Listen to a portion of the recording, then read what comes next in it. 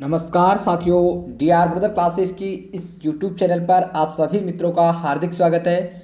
साथियों, आज मैं आपके लिए लेकर आया हूं रीट 2021 के नवीनतम पाठ्यक्रम पर आधारित पर्यावरण अध्ययन का मॉडल पेपर, जिसमें आपको मैं हल करवाने वाला हूं 30 प्रश्न जो कि एग्जाम लेवल के होंगे। आप सभी साथी एक बार इस वीडियो को पूरा देखिए, क्योंकि इसमें जो भी आपके पर्यावरण अध्ययन में नए टॉपिक जुड़े हैं उन सभी को मिलाकर ये प्रैक्टिस सेट बनाया गया है, तो आपके एग्जाम के दृष्टिकोण से बहुत ही महत्वपूर्ण होने वाला है साथियों।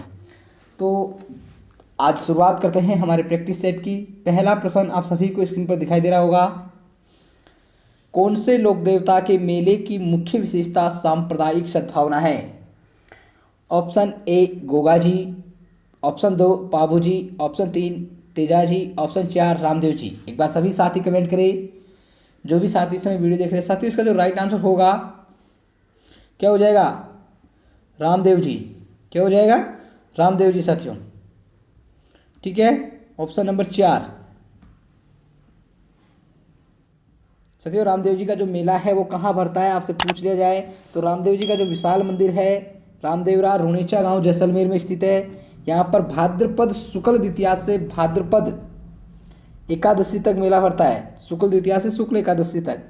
और ये जो मेला है सांप्रदायिक सद्भाव का मेला है, इसमें सभी धर्म जाति के लोग यहाँ आते हैं। ठीक है साथियों, चलते साथियों अगले प्रश्न की ओर। अगला प्रश्न है हमारा, देश में बाल विवाह पर रोक लगाने हेतु राष्ट्रीय स्तर पर किया गया प्रथम सरकारी प्रयास था।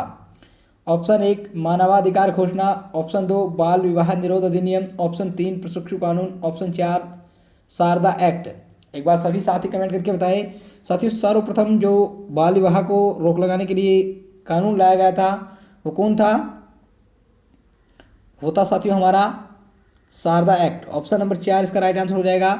साथियों, बाल विवाह निरोध जो अधिनियम 2006 था वो तो शारदा एक्ट के स्थान पर आया था। ठीक है साथियों, शारदा एक्ट क्या होता है इन सभी के बारे में मैं पिछली वीडियो में बता चुका हूं। जिन्होंने भी हमारे पिछले प्रैक्टिस सेट नहीं देखे हैं वो जाकर देख सकते हैं। ठीक है साथियों, और प्रशिक्षु कानून किससे संबंधित है? प्रशिक्षु कानून जो है हमारा बाल श्रम से संबंधित है। ठीक है साथियों, आप सभी साथी ध्यान रखें। तो यहाँ पर हमारा राइट आंसर है ऑप्शन नंबर 4। चलते हैं साथियों अगले प्रश्न की ओर। अगला प्रश्न आप सभी को स्क्रीन पर दिखाई दे रहा होगा। आधुनिक राजस्थान के निर्माता किसे कहा जाता है? Option 1 Jainarayan Vyas, option 2 Manikyalal Verma, option 3 Mohanlal Sukhadia, option 4 Daulat Singh Kothari. आधुनिक राजस्थान के निर्माता साथियों, इसका जो राइट आंसर है ऑप्शन नंबर 3 मोहनलाल सुखाड़िया। इनको क्या कहा जाता है? आधुनिक राजस्थान के निर्माता कहा जाते हैं। और ये साथियों सबसे ज़्यादा समय तक, सबसे लंबे कार्यकाल तक और सबसे ज़्यादा बार मुख्यमंत्री पद पर रहे हैं। ठीक है, ऑप्शन नंबर 3 इसका राइट आंसर है। चलते हैं मित्रों अगले प्रश्न की ओर। अगला प्रश्न आप सभी को स्क्रीन पर दिखाई दे रहा होगा। चेचक की देवी कहा जाता है। चेचक की देवी किसे कहा जाता है मित्रों? ऑप्शन नंबर 1 शीतला माता, ऑप्शन 2 करणी माता, ऑप्शन 3 जीर्ण माता, ऑप्शन 4 नागणेची माता। एक बार सभी साथी आंसर कमेंट करके मुझे बताएं। साथी, जो चेचक की देवी कहा जाता है वो कहा जाता है ऑप्शन नंबर 1 शीतला माता को। और शीतला माता का मेला कहाँ भरता है मित्रों? एक बार कमेंट बॉक्स में कमेंट करके मुझे बता दीजिएगा। पिछली वीडियो में मैंने बताया था आपको शीतला माता का मेला कहाँ भरता है। चलते साथियों अगले प्रश्न की ओर। अगला प्रश्न है हमारा, भारत का मक्का नाम से कौन सा शहर प्रसिद्ध है? Option 1 Jaipur, option 2 Ajmer, option 3 Delhi, option 4 Mumbai. एक बार सभी साथी कमेंट करें। साथी, इसका जो राइट आंसर है ऑप्शन नंबर 2 अजमेर को हम भारत का मक्का कहते हैं। और आप सभी साथी ध्यान रखें, इसी को राजस्थान का हृदय भी कहा जाता है। आप सभी साथी नोट कर ले साथियों, इस तरह के प्रश्न एग्जाम में पूछे जाते हैं। राजस्थान का हृदय किसे कहते हैं? अजमेर को कहते हैं। और भारत का मक्का भी इसे कहते हैं। चलते हैं मित्रों अगले प्रश्न की ओर। अगला प्रश्न है हमारा, चंद्रमा 16 कलाओं के साथ कब उदय होता है? ऑप्शन 1 भाद्रपद पूर्णिमा, ऑप्शन 2 अश्विन पूर्णिमा, ऑप्शन 3 कार्तिक पूर्णिमा, ऑप्शन 4 फाल्गुन पूर्णिमा। एक बार सभी साथी कमेंट करके बताएं। साथियों, चंद्रमा 16 कलाओं के साथ जो उदय होता है वो कब होता है? ऐसा माना जाता है साथियों आश्विन शुक्ल, आश्विन की जो पूर्णिमा होती है, किसकी? आश्विन की जो पूर्णिमा होती है उसमें चंद्रमा 16 कलाओं के साथ उदय होता है। ऑप्शन नंबर 2 इसका राइट आंसर है साथियों। और इसको हम क्या कहते हैं? शरद पूर्णिमा कहते हैं आश्विन पूर्णिमा को। आप सभी साथियों से पूछ ले जाए शरद पूर्णिमा कब मनाई जाती है या फिर आश्विन पूर्णिमा को कौन सी पूर्णिमा होती है, तो आप सभी साथी कमेंट करेंगे शरद पूर्णिमा। और इसी को रास पूर्णिमा भी कहते हैं। क्यों कहते हैं साथियों रास पूर्णिमा? इस दिन भगवान श्री कृष्ण ने रास किया था, रास लीला रचाई थी। और साथियों ऐसा माना जाता है इस दिन जो हमारी पूरे वर्ष की सबसे ज़्यादा चांदनी जो होती है प्रकाशमान होती है, सबसे ज़्यादा प्रकाशमान रात्रि होती है। और अब से पहले इसके अलावा जो चंद्रमा उदय होता है वो अपनी 15 कलाओं के साथ ही उदय होता है। चंद्रमा की 16 कलाएँ मानी जाती है और अपनी पूर्ण 16 कलाओं के साथ वो इसी दिन उदय होता है। और ऐसा कहा जाता है कि इस दिन चंद्रमा से अमृत बरसता है। क्या बरसता है? अमृत बरसता है। और कई जगह पर लोग क्या करते हैं, इसको अपने घर में पकवान बनाते हैं खीर का, और उस खीर को ऊपर खुले बर्तन में रख देते हैं, जिससे लगता है कि इसमें अमृत बरसता है, और फिर उसका सेवन उसको खाते हैं साथियों, सेवन करते हैं। ठीक है, ऑप्शन नंबर 2 इसका राइट आंसर है। चलते हैं साथियों अगले प्रश्न की ओर। अगला प्रश्न है हमारा, परिवार एक साधन है। ऑप्शन 1 अनौपचारिक शिक्षा का, ऑप्शन 2 औपचारिक शिक्षा का, ऑप्शन 3 गैर औपचारिक शिक्षा का, ऑप्शन 4 दूरस्थ शिक्षा का। एक बार सभी साथी आंसर कमेंट करें, इसका राइट आंसर क्या है। सबसे पहले तो साथियों आपको ये जानना होगा इस प्रश्न को हल करने के लिए औपचारिक शिक्षा क्या होती है, अनौपचारिक शिक्षा क्या होती है।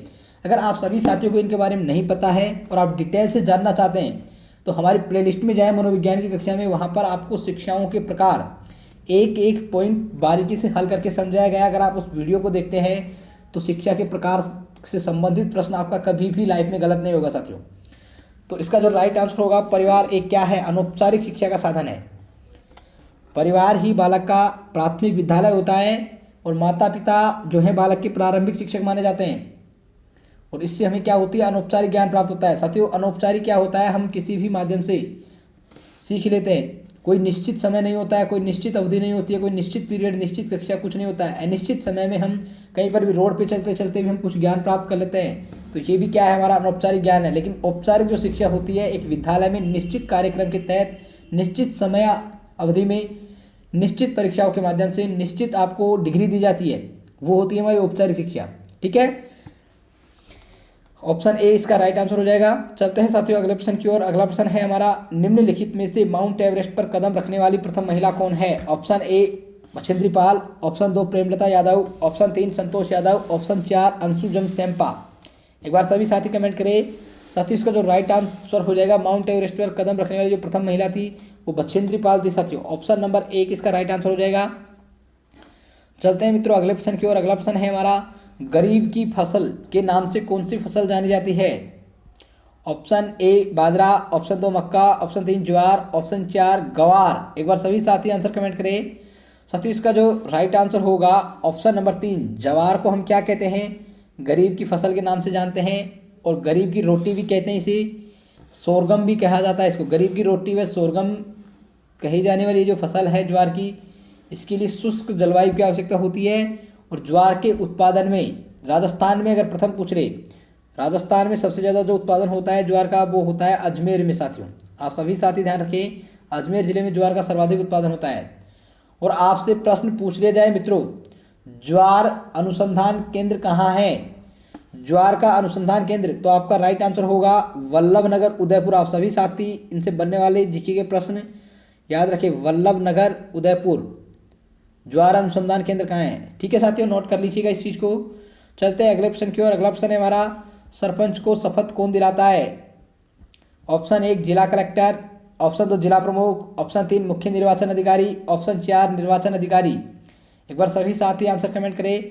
इसका राइट आंसर हो जाएगा साथियों ऑप्शन नंबर 4 मुख्य निर्वाचन अधिकारी। सरपंच और वार्ड पंच, आप सभी साथी ध्यान रखें, वार्ड पंच को भी निर्वाचन अधिकारी ही शपथ दिलाते हैं। सरपंच और वार्ड पंच को जो अधिकारी शपथ दिलाते हैं कौन रहते हैं, निर्वाचन अधिकारी।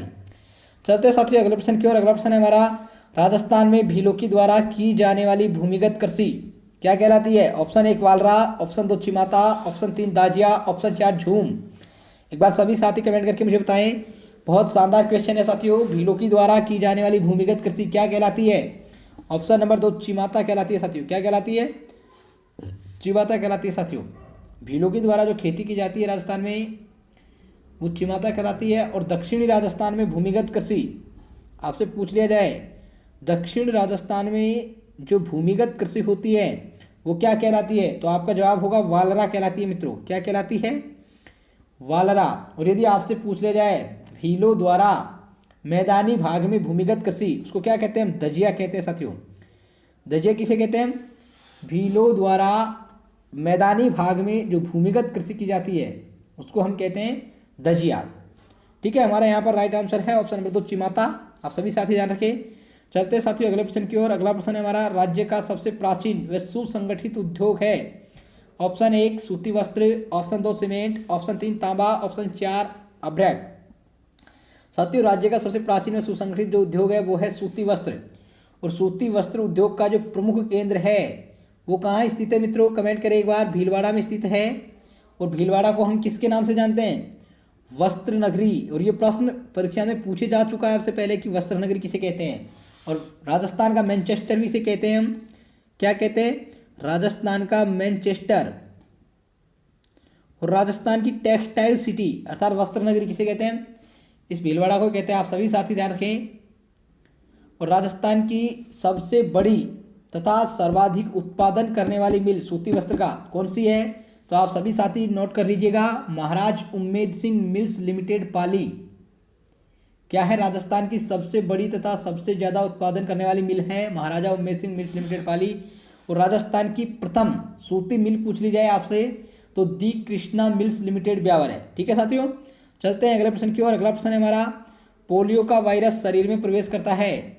ऑप्शन 1 मच्छर काटने से, ऑप्शन 2 दूषित भोजन तथा जल से, ऑप्शन 3 थूक से, ऑप्शन 4 कुत्ते के द्वारा काटने से। एक बार सभी साथी कमेंट करके मुझे बताएं।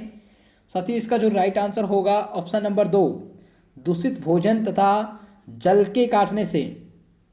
ऑप्शन नंबर 2 इसका राइट आंसर हो जाएगा। साथियों पोलियो क्या है? एक प्रकार का संक्रामक रोग है जो कि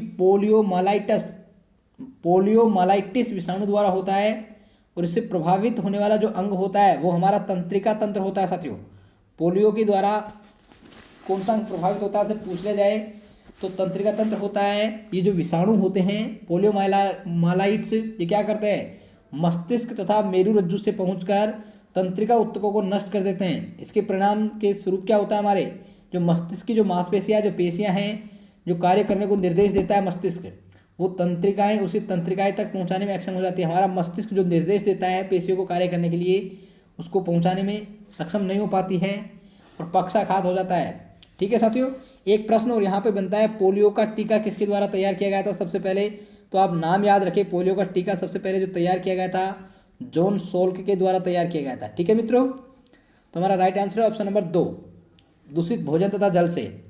चलते साथियों अगले प्रश्न की ओर। अगला प्रश्न है हमारा, मौसम के आधार पर राजस्थान की फसलों को कितने भागों में विभक्त किया जा सकता है? एक बार सभी साथी कमेंट करके बताएं। साथियों मौसम के आधार पर जो राजस्थान की फसलें हैं उनको 3 भागों में विभाजित किया हुआ है। कितने भागों में? 3 भागों में। ऑप्शन नंबर 3 इसका राइट आंसर हो जाएगा। खरीफ की फसल, रबी की फसल और जायद की फसल। चलते साथियों अगले प्रश्न की ओर। अगला प्रश्न है हमारा, राजस्थान में त्याग प्रथा का संबंध किस वर्ग के समाज से था? ऑप्शन 1 ब्राह्मण, ऑप्शन 2 क्षत्रिय, ऑप्शन 3 वैश्य, ऑप्शन 4 शूद्र।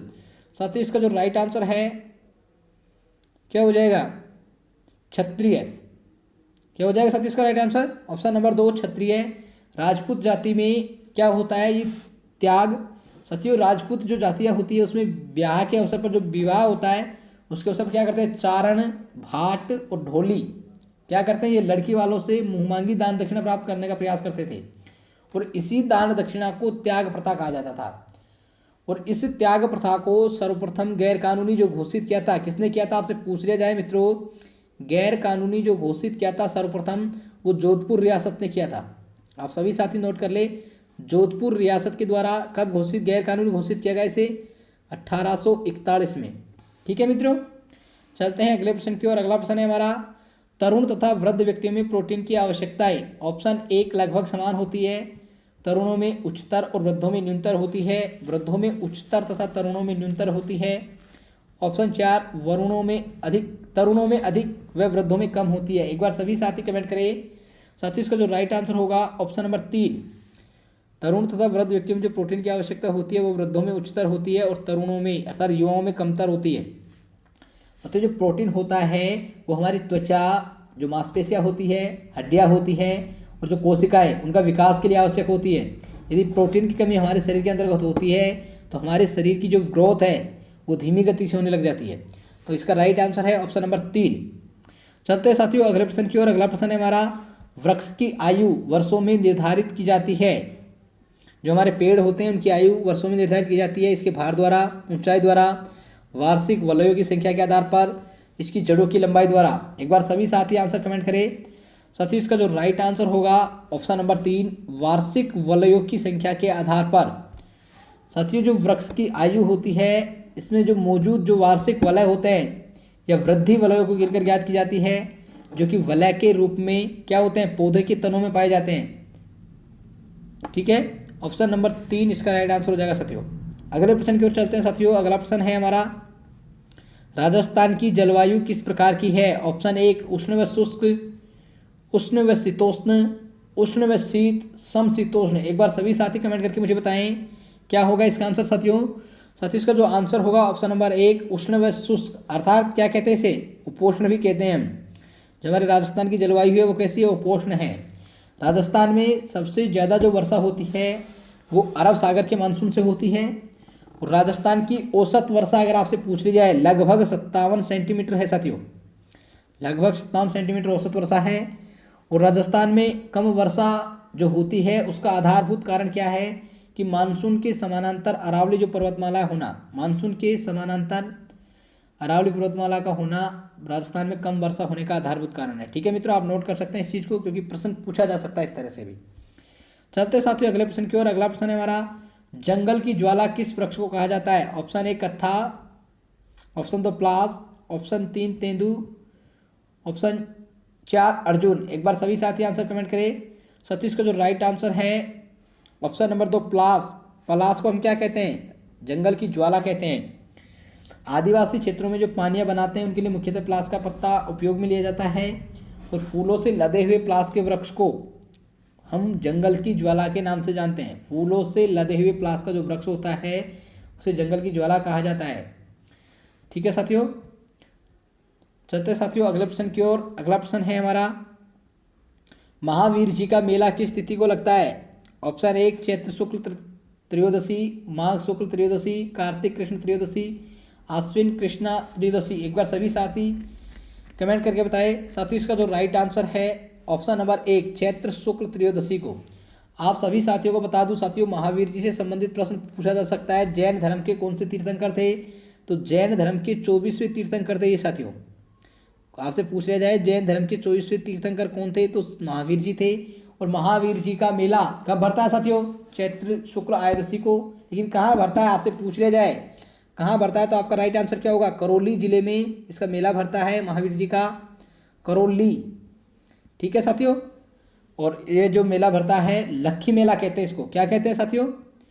महावीर जी का मेला किसके नाम से प्रसिद्ध है? लक्खी मेला इसे हम कहते हैं। ठीक है, चलते हैं साथियों अगले प्रश्न की ओर। अगला प्रश्न है हमारा, पर्यावरण अध्ययन का उद्देश्य है। ऑप्शन 1 स्थानीय पर्यावरणीय मुद्दों के प्रति समझ उत्पन्न करना, वैश्विक पर्यावरण मुद्दों के प्रति समझ उत्पन्न करना। साथियों यहाँ पर मिसप्रिंट हुई है, ये मुद्दा ही लिखा हुआ है यहाँ पर। पर्यावरण के प्रति सकारात्मक दृष्टिकोण उत्पन्न करना, उपयुक्त सभी। साथियों हमारा जो पर्यावरण अध्ययन का जो उद्देश्य है वो ये सभी है। ऑप्शन नंबर 4 इसका राइट आंसर हो जाएगा। पर्यावरणीय जो शिक्षा है, हमारी जो पर्यावरण अध्ययन है उसका मुख्य उद्देश्य बच्चों में पर्यावरण के प्रति सकारात्मक दृष्टिकोण विकास करना होता है, जिससे क्या होता है बालक अपने पर्यावरण के मुद्दों पर अपने विचार बना सके और अपनी जो पर्यावरणीय समस्याएं हैं उनके प्रति जागरूक हो सके। ठीक है, ऑप्शन नंबर 4 इसका राइट आंसर हो जाएगा। अगला प्रश्न है साथियों हमारा, आप सभी को स्क्रीन पर दिखाई दे रहा है, पर्यावरण अध्ययन की एक कक्षा में शिक्षक विद्यार्थियों से उनकी गर्मी की छुट्टियों में किए गए भ्रमण पर बातचीत कर रहा है। साथियों पर्यावरण अध्ययन की एक कक्षा चल रही है, एक मास्टर है वो क्या कर रहा है, उस बच्चे गर्मी की छुट्टियों में कहाँ कहाँ घूम के आए उस पर बातचीत कर रहा है, क्योंकि विद्यार्थियों से प्राप्त सूचनाएं पाठ्यक्रम पूरा करेगी। ऑप्शन 2 जिज्ञासु बच्चे राष्ट्र निर्माण के लिए आवश्यक है। ऑप्शन 3 विद्यार्थियों के अनुभव ज्ञान रचना का आधार है। ऑप्शन 4 वह अपना समय बिताना चाहता है। साथियों इसका जो राइट आंसर होगा ऑप्शन नंबर 3 विद्यार्थियों के जो अनुभव होते हैं वो ज्ञान रचना का आधार है। पर्यावरण के अध्ययन में हम बात करें साथियों भ्रमण करना क्या होता है? एक दृश्य शिक्षण सामग्री के अंतर्गत आता है, जो कि बालकों को वास्तविक जीवन के जो अनुभव होते हैं उसके आधार पर बच्चों के ज्ञान की जो संरचना होती है उसमें वृद्धि करता है। ठीक है, चलते साथियों अगले प्रश्न की ओर। अगला प्रश्न है हमारा, गर्म रुधिर प्राणी का परिचय देने के लिए शिक्षक के लिए श्रेष्ठ शिक्षा सहायक सामग्री होगी। ऑप्शन 1 मेंढक के लिए जीवन चक्र का चार्ट, ऑप्शन 2 मुर्गी के जीवन चक्र का मॉडल, ऑप्शन 3 वास्तविक तितली, ऑप्शन 4 कक्षा के बाहर बैठा कुत्ता। एक बार सभी साथी आंसर कमेंट करें। साथियों गर्म रुधिर प्राणी का परिचय देने के लिए कहा है, तो इसका जो राइट आंसर होगा ऑप्शन नंबर 4, कक्षा के बाहर बैठा कुत्ता। साथियों गर्म रुधिर वाले प्राणी क्या होते हैं?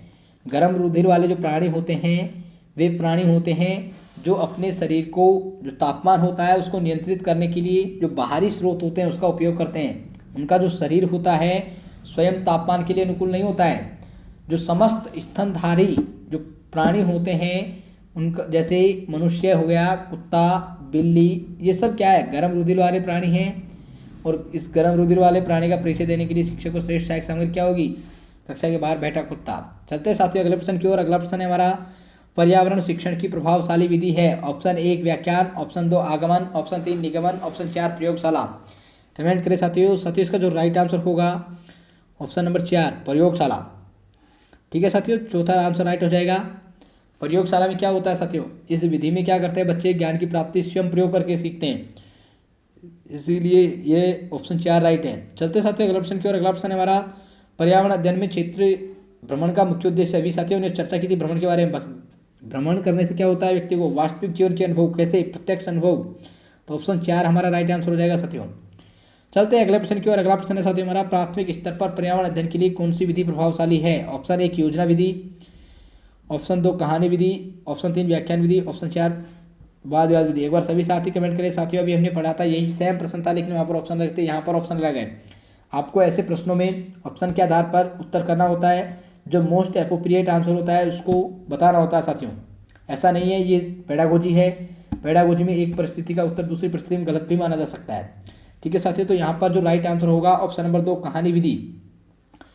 कहानी विधि में क्या होता है साथियों? प्राथमिक स्तर के जो विद्यार्थी होते हैं, जो रोचक तथ्यों के द्वारा ही उनको हम विषय वस्तु के प्रति आकर्षित कर सकते हैं और उन्हें सीखने के लिए प्रोत्साहित कर सकते हैं। तो हमारा जो राइट आंसर है ऑप्शन नंबर 2 कहानी विधि, क्योंकि बच्चे कहानी सुनना ज़्यादा पसंद करते हैं। किसी वाद विवाद करने की क्षमता उनके अंदर विकसित नहीं होती है। लेक्चर मेथड, हम बालकों को लेक्चर देके प्राथमिक स्तर पर नहीं सिखा सकते साथियों। ठीक है, चलते हैं साथियों अगले प्रश्न की ओर। अगला प्रश्न है हमारा, निम्न में से कौन सा एक अभिप्रेरित शिक्षण का संकेत होता है? कक्षा में अधिकतम उपस्थिति, बच्चों द्वारा प्रश्न पूछना, एकदम खामोशी, गृह कार्य पूर्ण करना। साथियों इसका जो राइट आंसर है, एक अभिप्रेरित शिक्षण उसे कहा जाता है जिसकी कक्षा में बच्चे क्या करें? प्रश्न पूछते हों। ठीक है साथियों, ऑप्शन नंबर 2 इसका राइट आंसर हो जाएगा। चलते हैं साथियों अगले प्रश्न की ओर। अगला प्रश्न है हमारा, एक अच्छे परीक्षण की कौन सी विशेषता नहीं है? वैधता, विश्वसनीयता, वस्तुनिष्ठता, उत्तीर्ण करना। एक बार सभी साथी कमेंट करें साथियों। इसका जो राइट आंसर होगा ऑप्शन नंबर 4 साथियों, वैधता, विश्वसनीयता और वस्तुनिष्ठता, ये तीनों क्या हमारे अच्छे परीक्षण की विशेषता है। ये क्या होते हैं? अगर आप जानना चाहते हैं तो कमेंट बॉक्स में कमेंट करके मुझे बताएं साथियों। ये परीक्षण की जो विशेषताएं होती है उनके ऊपर आपको एक वीडियो अपलोड करवा दिया जाएगा। चलते हैं मित्रों अगले प्रश्न की ओर। अगला प्रश्न है हमारा, छात्रों में रटने की प्रवृत्ति को रोकने हेतु कैसे प्रश्न पूछने चाहिए? ऑप्शन 1 वस्तुनिष्ठ, ऑप्शन 2 लघुत्तरीय, ऑप्शन 3 दीर्घोत्तरीय, ऑप्शन 4 निबंधात्मक। एक बार सभी साथी कमेंट करें साथियों। इसका जो राइट आंसर होगा ऑप्शन नंबर 1 वस्तुनिष्ठ। क्या हो जाएगा साथियों? ऑप्शन नंबर 1 वस्तुनिष्ठ। वस्तुनिष्ठ प्रश्न पूछने से विद्यार्थियों में समझ विकसित करने की क्षमता का विकास होता है। इससे क्या होता है? वस्तुनिष्ठ अगर प्रश्न पूछे जाएंगे तो विषय वस्तु को रटने की प्रवृत्ति से मुक्ति मिलेगा, जबकि जो दीर्घ स्तरीय जो प्रश्न होते हैं हमारे निबंधात्मक प्रश्न, उसमें बालक को रटने की प्रवृत्ति को बढ़ावा मिलता है साथियों। तो ऑप्शन नंबर 1 इसका राइट आंसर हो जाएगा। चलते साथियों अगले प्रश्न की ओर। अगला प्रश्न है हमारा, पर्यावरण अध्ययन की कक्षा होनी चाहिए। ऑप्शन 1 गतिविधि आधारित कक्षा, ऑप्शन 2 पाठ्यपुस्तक आधारित कक्षा, पाठ्यपुस्तक में दी गई गतिविधियों पर आधारित कक्षा, ऑप्शन 4 उपरोक्त सभी। एक बार सभी साथी आंसर कमेंट करें साथियों। जो पर्यावरण अध्ययन की कक्षा गतिविधि है वो हमारी गतिविधि आधारित होनी चाहिए। ठीक है साथियों, क्योंकि छात्रों में अगर पर्यावरण गतिविधि आधारित कक्षा हम करवाएंगे तो छात्र जो है पर्यावरण के प्रति चेतना जागृत कर सकेंगे और अपना जो ज्ञान प्राप्त करेंगे उसको अपने वास्तविक जीवन से जोड़ पाएंगे। तो ऑप्शन नंबर 1 इसका राइट आंसर हो जाएगा। साथियों आज का प्रैक्टिस सेट हमारा यही समाप्त होता है। 30 प्रश्न आपके हल करवाए हैं साथियों। आप सभी साथी कमेंट बॉक्स में कमेंट करके मुझे बताएं कि आपके कितने प्रश्न सही हुए और आपको ये हमारा प्रयास कैसा लगा, प्रैक्टिस सेट कैसा लगा। आप सभी साथी कमेंट बॉक्स में कमेंट जरूर करें। अगर आपको वीडियो अच्छा लगा है तो लाइक करें और अपने सभी साथी दोस्तों के साथ शेयर जरूर करें, जिससे साथियों सभी साथी जो भी तैयारी कर रहे हैं वो हमारे इन प्रैक्टिस सेटों का फ़ायदा उठा सके और अपनी तैयारी को मजबूत बना सके। धन्यवाद साथियों, मिलेंगे फिर से एक और बेहतरीन वीडियो में। तब तक के लिए आप सभी साथियों को शुक्रिया। हंसते रहिएगा, मुस्कुराते रहिएगा और रीट भर्ती परीक्षा की तैयारी करते रहिएगा साथियों। ठीक है, धन्यवाद।